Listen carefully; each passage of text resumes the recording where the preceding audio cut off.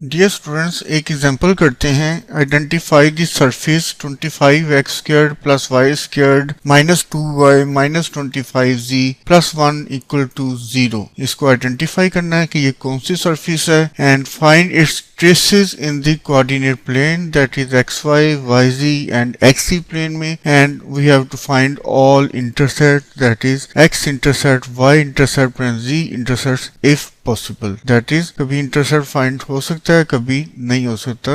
that is कभी surface x axis को intercept कर सकती है, कभी नहीं कर सकती। similarly y axis को और z axis को भी intercept कर सकती है और कभी नहीं। तो let's start। गिवन क्वेश्चन हमारे पास गिवन है और ये है 25x squared plus y squared minus 2y minus 25z plus 1 equal to 0। इसको रीअरेंज करते हैं। 25x squared plus y squared minus 2y plus 1। 25z को हम राइट साइड पे ले जाते हैं और इसको स्क्वायर्स को कंप्लीट करते हैं। अलजेब्राइक आइडेंटिटी से हमें पता है कि y square minus 2y plus 1 equal होता है y minus 1 whole square, equal हो जाएगा 25z के। 25 से डिवाइड करते हैं तो हमारे पास आ जाएगा x square plus y minus 1 whole square over 25 equal to z। तो अगर हम इसको कंपेयर करें, comparing with x squared over a squared plus y squared over b squared equal to z, तो ये हमारे पास एक इलिप्टिक पैराबोलॉइड आएगा। अब हम ट्रेसेस के बारे में डिस्कस करते हैं। सबसे पहले हम xy प्लेन में इसका ट्रेस फाइंड आउट करते हैं। xy प्लेन में ट्रेस फाइंड आउट करने के लिए हम z इक्वल टू 0 पुट करते हैं इक्वेशन ऑफ सरफेस में, जो कि सरफेस हमने आइडेंटिफाई की है कि वो इलिप्टिक पैराबोलॉइड है। तो उसमें अगर हम सब्स्टिट्यूट करें तो हमारे पास आ जाएगा x squared plus y minus 1 whole squared over 25 equal to 0 and this is true only when x is 0 and y minus 1 equal to 0, that is y equal to 1।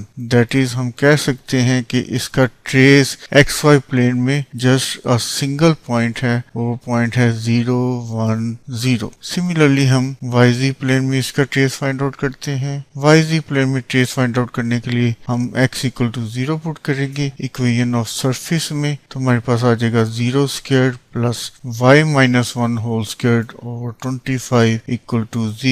it implies y minus 1 whole squared is equal to 25z, जो कि parabola की equation है।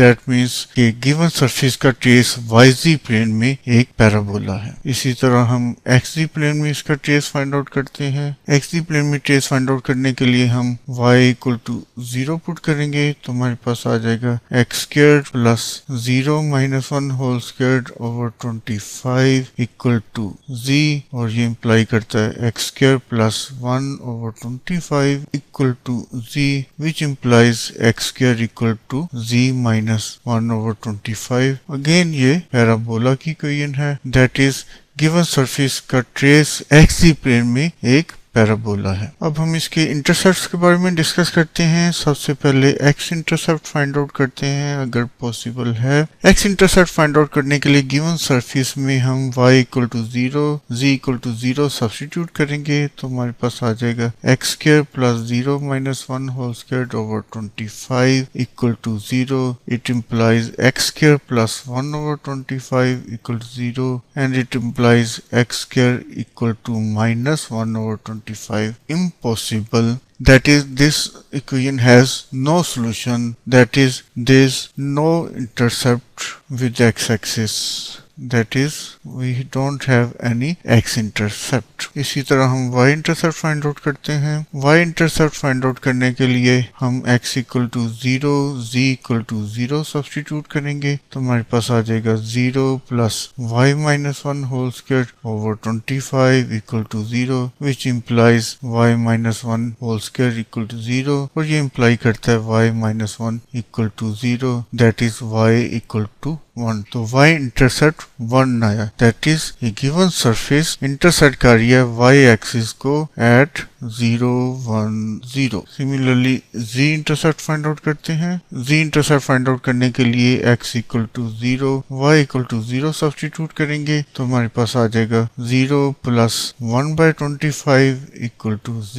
It implies z equal to 1/25, that is z intercept 1/25 आया। That means कि given surface intersect the z axis at 0 0 1/25। Thank you very much.